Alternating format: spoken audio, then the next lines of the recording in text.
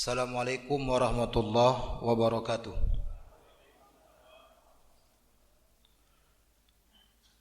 Alhamdulillah, assalatu wassalamu ala rasulillah wa ala alihi wa sahbihi wa mawalah.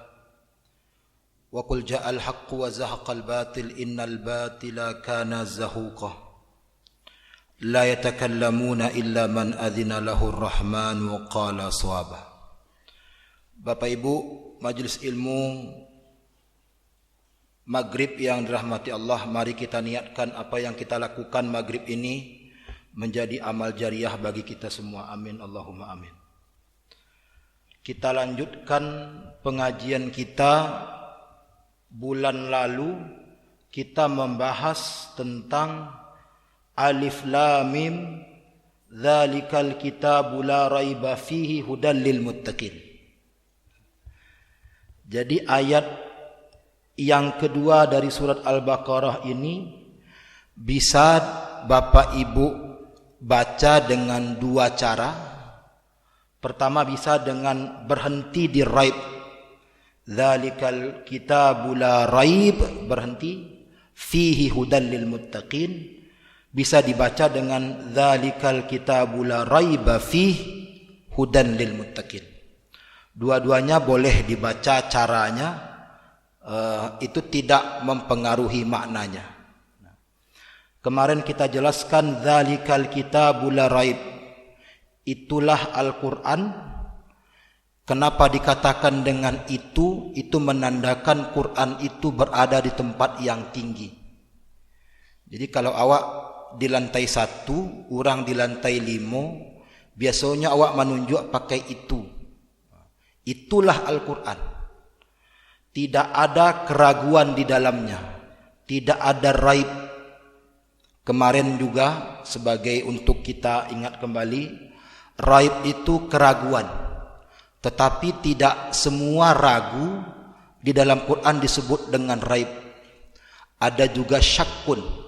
Syakkun itu juga keraguan. Bedanya, raib itu keraguan yang negatif, syakkun itu yang positif.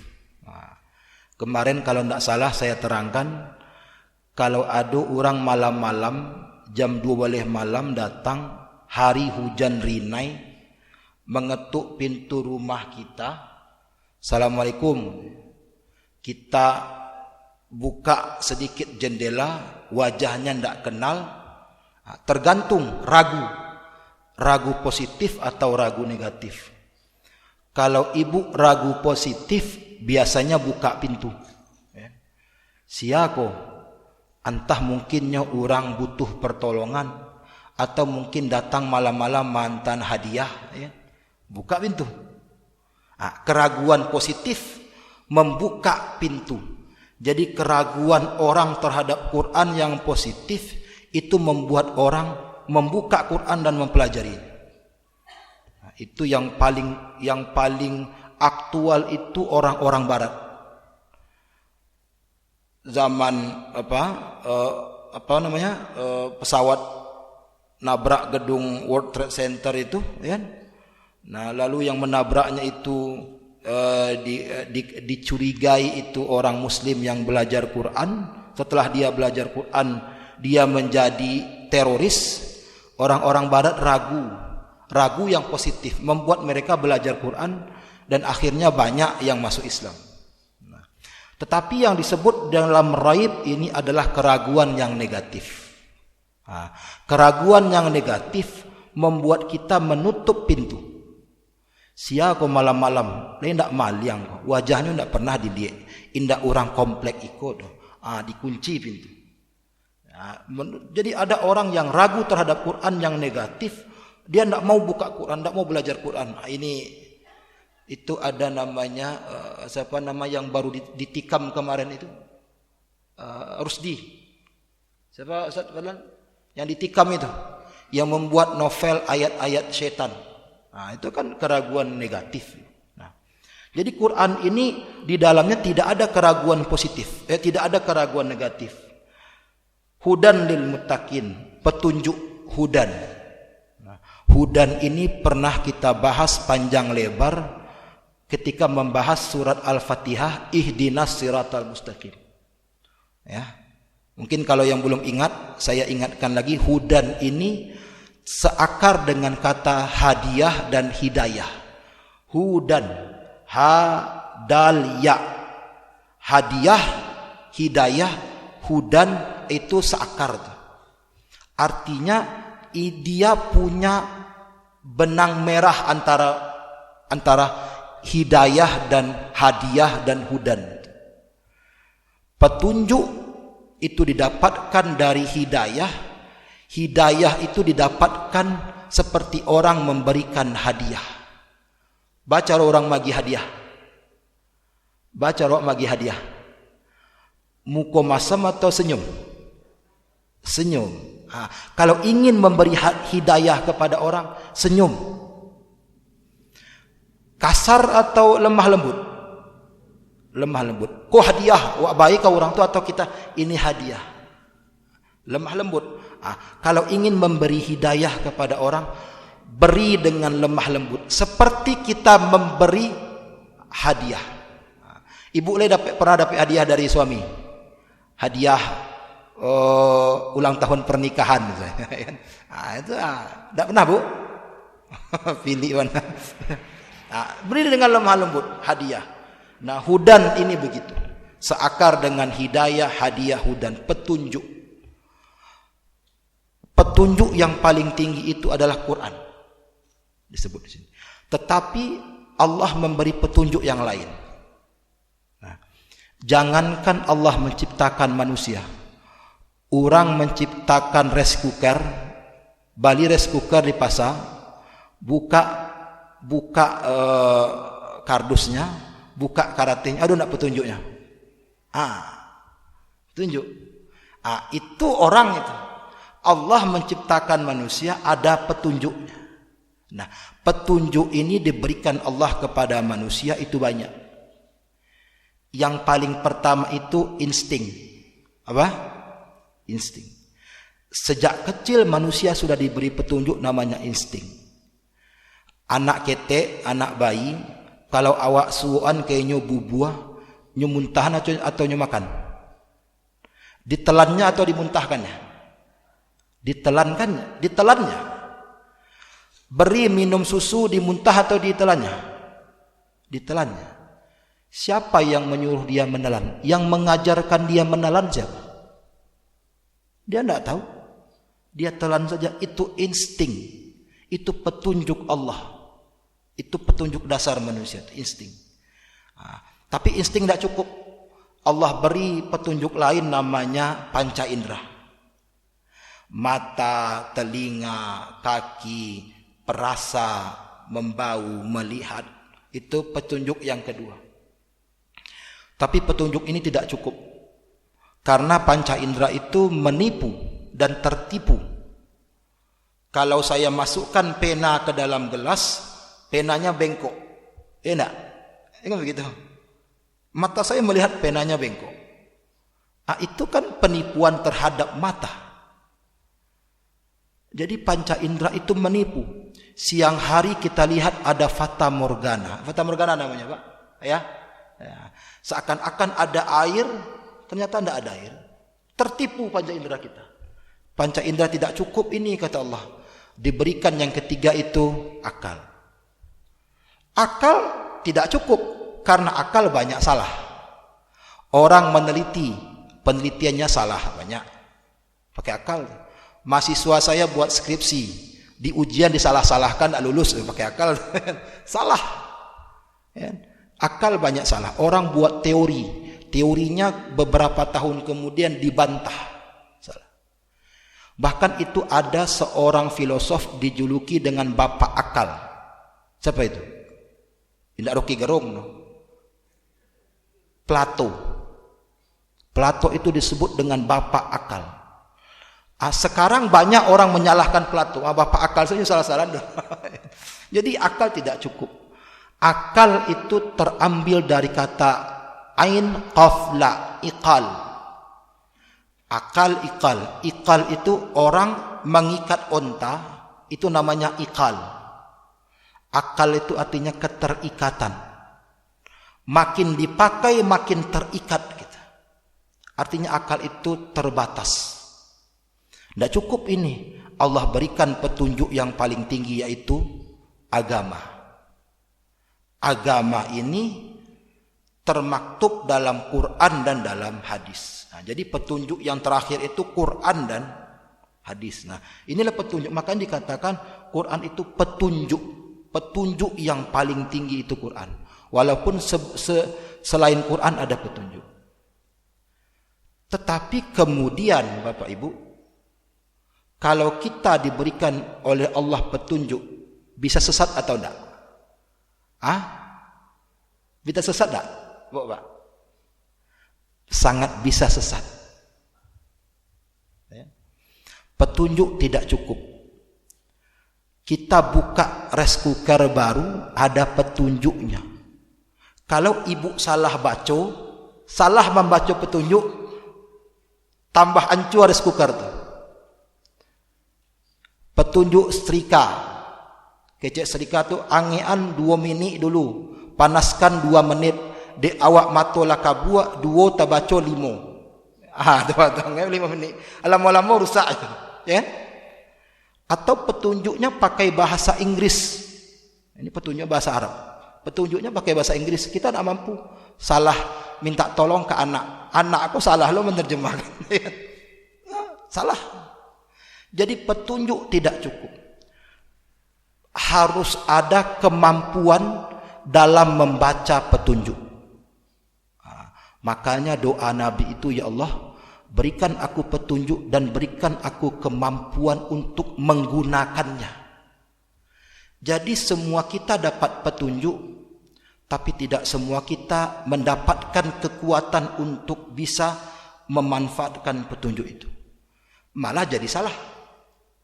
Panca indera, petunjuk untuk makan, untuk melihat, untuk disalahgunakan untuk maliang, untuk mengambil hak orang lain. Mata diberi petunjuk untuk melihat yang baik-baik, salah jadi lihat yang buruk-buruk. Lidah digunakan untuk untuk berzikir, untuk berkata-kata baik, untuk memberikan hidayah, untuk saling menasihati. Salah petunjuk bagunjang, ya? Salah petunjuk kita. Tidak punya kekuatan untuk memaksimalkan petunjuk. Akal itu untuk membuat teori, teknologi, untuk berfikir. Ada orang cerdik, akal digunakan untuk membuat hal-hal yang negatif. Kan? Termasuk Quran dan Sunnah. Orang yang tidak bisa membaca petunjuk Quran dan Sunnah bisa jadi salah.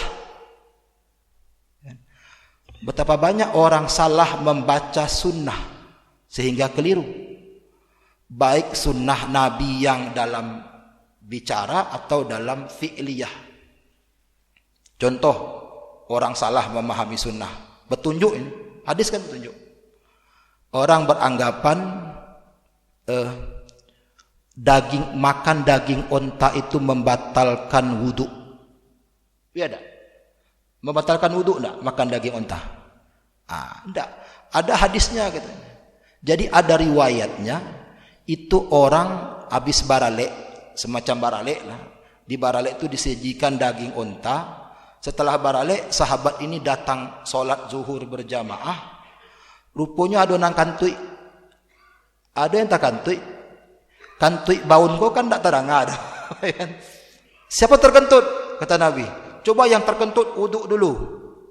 Karena malu tidak mau dia wuduk. Nabi ini karena bijak. Nabi ini orang yang bijaksana. Apa kata Nabi? Biar tidak malu. Yang makan daging onta tadi wuduk dulu. Semuanya makan daging onta. Wuduk lagi. Orang melihat riwayat ini mengatakan makan daging onta membatalkan wuduk.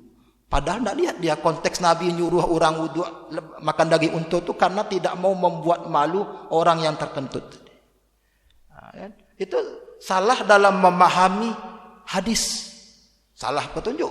Teknisnya tidak dapat tadi. 2 terbaca 5 tadi.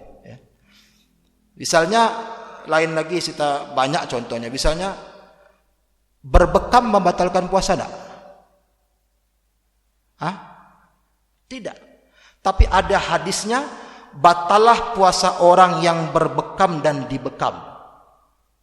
Hadis sahih.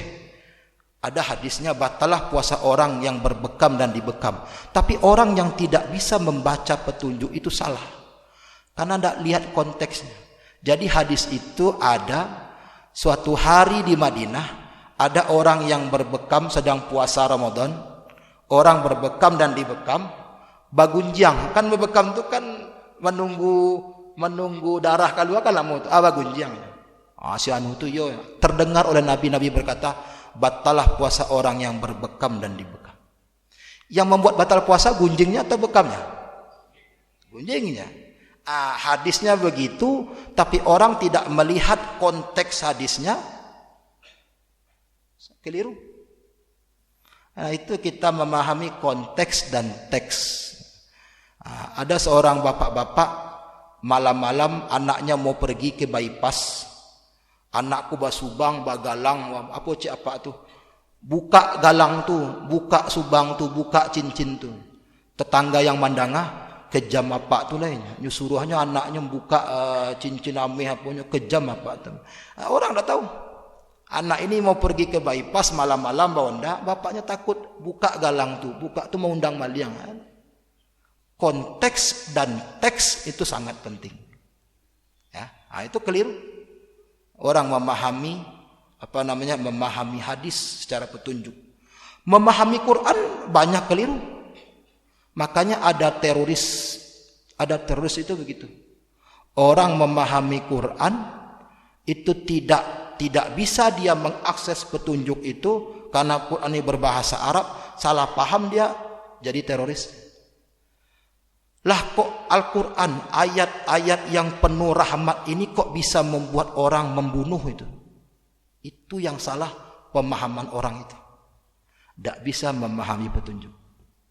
Oleh karena itu, dalam sebuah pernyataan seorang ulama tafsir, ya, namanya Abdullah Durras berkata begini, Quran ini seperti matahari.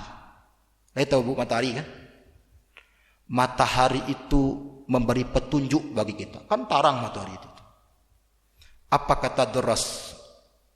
Kata ulama besar ini, jangan pernah melihat matahari dengan mata telanjang. Lai pernah melihat matahari dengan mata telanjang? Ba mata deh. Sakit. Begitu juga dengan Quran. Quran ini seperti matahari, memberi petunjuk, memberi penerangan. Tapi jangan pernah melihatnya dengan mata telanjang. Apa maksudnya itu mata telanjang? Secara tekstual. Melihat matahari itu ada alatnya. Ya? Paling tidak kacamata reben. Melihat Quran ada alatnya. Apa alatnya? Tafsir. Melihat Quran ada alat tafsir. Pendekatannya ilmu tafsir. Ya? Nah sekarang sudah mulai di perguruan tinggi, saya belajar ilmu tafsir, itu dicoba oleh orang pendekatan hermeneutik, pendekatan matematika, pendekatan bahasa Inggris. Nah kok Qurannya bahasa Arab tapi dilakukan pendekatan bahasa Inggris, tidak nyambung Pak. Ya? Nah, itu ininya. Nah, jadi ini hudan. Nah, jadi petunjuk tertinggi itu Quran. Kita mendapatkan petunjuk dan kita harus mampu untuk memanfaatkan petunjuk itu dengan baik. Hudan lil muttaqin, dia petunjuk. Siapa yang mampu? Yang mampu adalah orang-orang yang bertakwa. Takwa ini banyak penjelasannya Pak Bu. Saya ambilkan beberapa yang terkenal saja. Ada yang jelas secara etimologi, secara bahasa, takwa itu berasal dari kata waqayaqi. Waqayaqi wiqayatan. Waqa itu artinya menghindar. Apa Pak Bu? Menghindar. Takwa itu menghindar. Ibu pernah menghindar? Pernah menghindar? Ada auto jalan menghindar kan? Mbak kok menghindar? Aduh tuh apa nak balantan saya, bakal menghindar. Bu, Pak, bakal menghindar. Oto angkot steba kencang, awak di jalan, menghindar nak atau kita serahkan saja badan kita? Menghindar, bakal menghindar? Takui talanta, takut. Orang menghindar itu takut. Makanya takwa itu diterjemahkan ke dalam bahasa Indonesia takut. Takut itu terambil dari kata takwa. Kamu enggak cocokologi kan? Saya pertaruhkan, saya ini dosen bersertifikasi. Takwa itu, takut itu dari kata takwa. Memang bahasa Indonesia ini sama jangan orangnya acuk mambi-ambi. Takwa, takut itu dari kata takwa. Maka bertakwa, ada ayat bertakwalah kepada perempuan. Ittaqun nisa, takut kepada perempuan. Karena perempuan itu ya maaf misalnya bukan suami takut istri, bukan, kan? Artinya jangan dekati zina, takut gitu, ya. Perempuan yang membuka auratnya. Anak takwa itu artinya menghindar karena takut. Takut apa? Dibagi oleh ulama pada dua. Takut azab Allah di dunia dan takut di akhirat. Azab Allah ini ada di dunia. Orang untuk menghindar dari azab di dunia maka lakukan sunnah-sunnah Allah di dunia. Orang potong kayu, illegal logging, apa yang terjadi? Banjir. Itu azab Allah. Bagi orang yang tidak percaya agama dikatakan itu bencana alam. Tapi bagi orang beragama itu azab Allah. Ya. Gorong-gorong indak dibarasihan, yang terjadi banjir. Ya. Jadi itu takwa yang di dunia. Ada takwa yang di akhirat, takut terhadap neraka. Takwa di dunia, lakukan perintah Allah di dunia. Penghijauan, kebersihan, gotong royong, ya, apalagi banyak. Jangan membakar hutan, membersihkan pantai, itu dalam konteks takwa di dunia. Nah, takwa di akhirat, takut dengan azab akhirat, salat, zakat, puasa, itu takwa. Itu dibagi oleh ulama. Nah, ada juga itu satu penjelasan dari sisi etimologi. Ada juga yang berkata mengambil hadis Nabi, at-taqwa hahuna. Nabi menjelaskan apa itu takwa. Nabi tidak menjelaskan secara definisi, tapi Nabi mengatakan at-taqwa itu hahuna. Apa ini? Dado.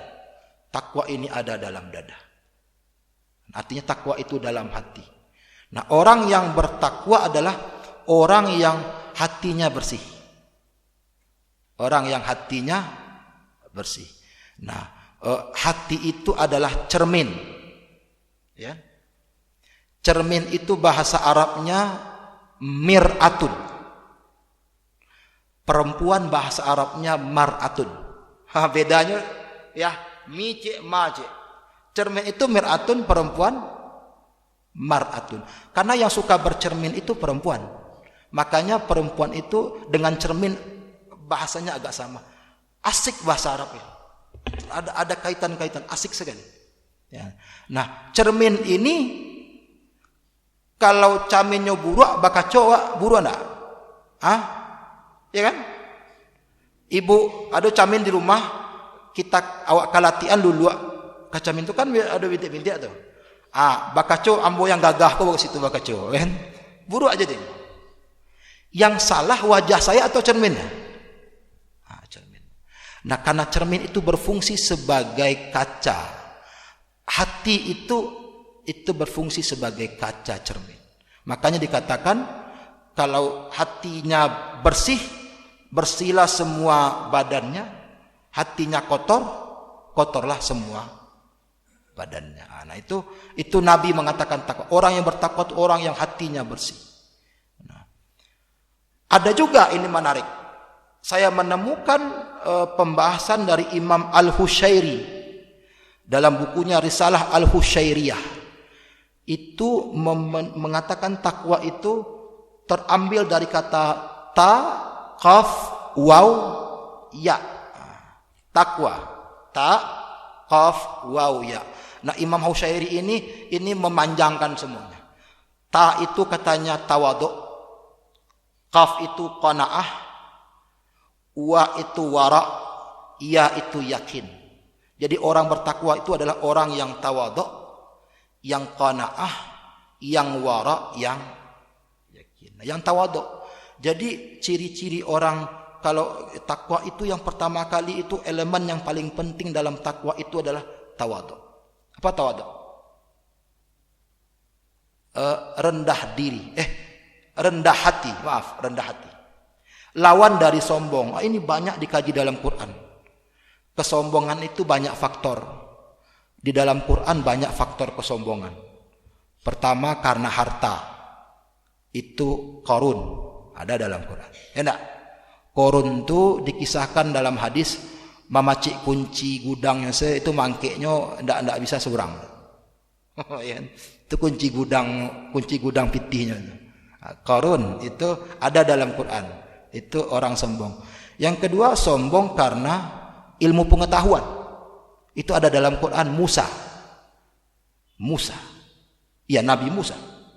Nabi Musa itu pidatonya luar biasa. Khutbahnya luar biasa. Lalu orang bertanya kepada Nabi Musa, "Wahai Musa, ada ndak orang yang lebih pintar dari kamu?" Kata Nabi Musa, "Ndak ada. Saya Nabi Allah, ndak ada yang paling. Untuk saat ini ndak ada."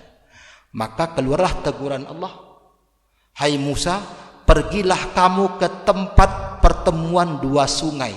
Di situ engkau akan menemukan hambaku yang soleh, yang lebih berilmu daripada kamu." Siapa itu? Khidir. Itu ceritanya itu. Itu Musa disuruh oleh Allah bertemu Khidir itu karena kesombongannya. Dia ditanya, "Saya lebih pintar." Nah, do Musa. Ambo yang paling hebat, ambo yang paling mengetahui di dunia kau ya. Ambo nabi. Disuruh sama Allah ketemu Khidir. Ngangguk Musa, paniang Musa deh kan. Ceritanya kan panjang. Ini enggak kita bukan dalam konteks itu, ya. Itu karena ilmu pengetahuan. Karena ketampanan. Ada. Apa contohnya dalam Quran? Yusuf. Yusuf itu antitesis dari ketampanan. Di dalam surat Yusuf, ketika Yusuf digoda oleh Zulaiha karena saking tampannya, tahu enggak apa doa Nabi Yusuf ke Allah? Diabadikan dalam surat Yusuf, "Rabbis sijnu ahabbu ilayya mimma tad'unani ilaih." Ya Allah, penjara lebih baik untukku daripada ketampanan yang engkau berikan. Karena tampanku banyak cewek dah kayak kamu. Ancak masuk penjara balik. Jadi kalau ada orang tampan sombong, bacaan kanyo doa Nabi Yusuf. Yusuf saya tampan tak sombongnya deh. Angku tampan sama tampan pada Nabi Yusuf. Tampanlah Nabi Yusuf. Yusuf saya tampan, doanya bentuk itu aja. Itu tuh dalam Quran. Ketampanan, kecantikan, jabatan. Fir'aun sombong karena jabatan. Yang terakhir kalau boleh saya tambahkan adalah faktor, hati-hati jangan keluar dulu nanti saya dikatakan liberal, ya. Faktor yang juga membuat orang sombong adalah ibadah. Ibadah seringkali membuat orang sombong. Contohnya ada dalam Quran, iblis. Baru kemarin saya ceramah di Masjid Nurul Yakin bicara tentang Quran surah Al-Baqarah ayat 30 tentang iblis. Orang bertanya, "Ustaz, iblis itu malaikat enggak?" Bukan. Iblis itu dibahas oleh ulama dalam tafsir tentang ayat itu. Iblis itu bukan bagian dari malaikat. Iblis itu jin. Makanya dia tercipta dari api. Iblis itu jin yang awalnya bernama Azazil. Jadi nama iblis itu Azazil. Dia jin, tapi ini jin rajin ibadah. Itu paling rajin ibadah. Ibadahnya itu melebihi malaikat. Malaikat itu kan Allah di setel di Allah itu. Samo ju mesin cuci. Kalau ibu setel mesin cuci 5 baleh, lain mungkinnya berputar 20 menit. Kalau 5 baleh menit, setelnya 5 baleh menit. Itu malaikat. Tapi kalau iblis kok di setel 5 baleh, wak putar 5 baleh hanya berputar 20 menit. Ya. Ini orang yang bukan orang, ini makhluk yang ibadahnya luar biasa. Saking ibadahnya luar biasa, mulai kesombongan. Dia mengajukan proposal kepada Allah. Apa proposalnya? Allah, rasu ambo ko paling hebat ibadah ambo. Rasanya tidak cocok ambo dari golongan jin boleh ko. Keluarlah ambo dari sekolah itu. Tu kamu masuklah ambo ke golongan malaikat. Soalnya kawan-kawan ambo jin ko rasanya tidak cocok dan ambo hebat ibadah ambo. Kan itu sombongnya. Makanya dimasukkan oleh Allah Azazil itu ke golongan malaikat. Walaupun dia bukan malaikat. Itu dia yang minta. Makanya ketika Allah menyuruh malaikat sujud kepada Adam, maka iblis masuk di dalamnya karena iblis dimasukkan dalam golongan malaikat walaupun secara substansial dia bukan malaikat. Akhirnya berubahlah, dia ingkar, maka dimakan dengan iblis. Iblis itu terambil dari bahasa Arab ablasa. Ablasa itu artinya putus asa. Jadi makhluk yang putus asa. Allah diangkat ke malaikat, akhirnya diturunkan dia putus asa. Nah, disebut dengan iblis. Jadi iblis itu dari kata ablasa, iblis yang awalnya adalah Azazil. Itu contoh sombong dalam ibadah. Nah, di kita kini tandonyo kalau ada orang yang merasa ibadahnya paling hebat, itu Allah mulai sombong. Ada orang yang ambon yang paling khusyuk, tidak ada khusyuk Allah paling sombong. Malik daftar apa namanya? Donatur. 100 ambo 1 juta. Ambo sedang boleh. Itulah mulai sombong. Ya. Nah, biasanya orang-orang seperti ini satu jarang baca. Bacanya cuma 1 buku. Itu dibacanya tadi. Padahal buku agama aku banyak. Yang kedua gurunya surang. Tidak mau baguru kanan lain. Pokoknya ambo itu saja ambonya aja. Nah, itu sering saya katakan seperti orang masuk sumur. Le pernah ibu apa masuk sumur? Le pernah melihat orang masuk sumur? Masuk orang ke sumur, tanya ke orang dalam sumur. Bara gadang langi, bara luweh langi, nyoli kateh, salueh sumur aku lah. Ya kan? Keluar dari sumur, luweh langi rupanya. Begitu tuh. Orang yang bacaannya 1, bukunya cuma 1, gurunya cuma 1, menolak dari ilmu-ilmu lain, itu indikasi sombong dalam ibadah. Nah, ini takwa, tawadhu. Orang yang bertakwa harus punya elemen penting berupa kerendahan hati. Selain itu dia juga harus qaf. Apa qaf? Takwa. Qaf, ta'nya tawadhu, qafnya qanaah. Apa Pak Bu? Qanaah. Apa qanaah itu? Qanaah itu? Merasa cukup. Ini salah kaprah kita. Hati-hati, saya jelaskan. Banyak orang salah kaprah. Merasa cukup itu ada 2 syaratnya. Pertama, dia harus berusaha. Ada orang nak karajo dia merasa cukup, ambo cukup bantik ko salah, bantik ko nasib ambo aja. Itu nak qanaah itu. Syarat pertama orang merasa cukup adalah dia harus kerja dulu. Allah karajonyo baru qanaah. Alun karajo lah ya. Duduk rumahnya atau malah merasa cukup. Ya ambo bantik ko lah. Nak karajo malah merasa cukup. Itu nak bukan qanaah itu. Itu bermalas-malasan. Bedakan itu. Nah, syarat yang kedua, dia bekerja dan pekerjaannya itu berhasil. Kalau orang bekerja, pekerjaannya tidak berhasil tuh dia merasa cukup, itu putus asa. Karajonya itu lama sekali kok gagal, cukup saya ambo merasa cukup, ambo lah cukup rasanya. Ambo ridho terhadap apa yang Allah, itu putus asa. Jadi orang yang qanaah itu dalam agama syaratnya 2. Dia harus bekerja, pekerjaannya berhasil, setelah berhasil itu baru dia merasa cukup. Karena kalau orang bekerja dan berhasil, dia tidak merasa cukup, dia akan bekerja terus. Makanya ada orang yang lembur sampai pulang jam 2 malam. Kenapa? Karena merasa tidak cukup, merasa tidak cukup. Buka kedai jam 8 sampai jam 5. Allah cukup jual bali, targetnya sudah. Tapi karena belum puas, belum merasa cukup, buka kedai taruh sampai jam 2 balik. Pulang-pulang sakit. Ini tidak merasa cukup. Qanaah itu. Bisa dipahami Bapak Ibu ya. Nah, jadi orang harus qanaah, dia takwa, dia tawadhu, dia qanaah, dia wara. Kata Imam Musyairi, takwa itu poin substansi yang ketiganya adalah wara. Apa itu wara? Wara itu menahan diri. Kalau orang psikologi mengatakan self control. Kita harus menahan diri kita dari hal-hal yang maksiat. Harus ada kita untuk menahan diri. Nah, itu penahanan diri itu macam-macam. Ulama mengatakan, Imam Husyairi tadi mengatakan 2 hal yang paling utama.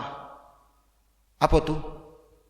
Ciek tangan, ciek lidah. Imam Husyairi menunjuk kepada hadis Nabi, al-muslimu man salimal muslimuna min yadihi wa lisanihi. Orang muslim itu adalah orang yang selamat. Orang muslim itu orang yang selamat dari bahaya lisan dan tangan.